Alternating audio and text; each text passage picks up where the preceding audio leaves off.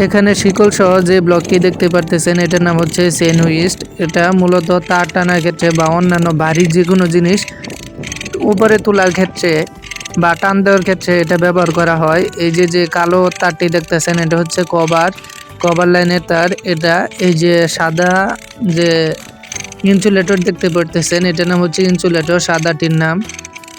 এই ইনসুলেটরের উপরে তোলার জন্য এটা ব্যবহার করা হচ্ছে। এটা অতি সহজেই অল্প পরিশ্রমেই এটা উপরে তোলা সম্ভব।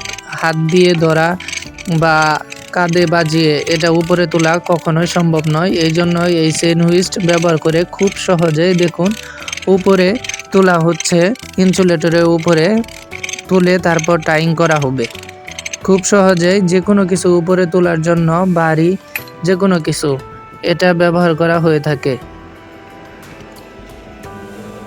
এখানে যেমনটি দেখতে পারতেছেন এরকমভাবে এটার কাজ করা হয়। ধরেন এই কাজটি করার জন্য 4-5 জন লোকেও এটা কিন্তু টেনে তুলতে পারবে না। অনেক ভারী, অনেক লং স্প্যান, হাত দিয়ে বা কাঁধে বাজিয়ে এটা তোলা কখনোই সম্ভব নয়। যান্ত্রিক সুবিধার জন্য এটা ব্যবহার করা হয়।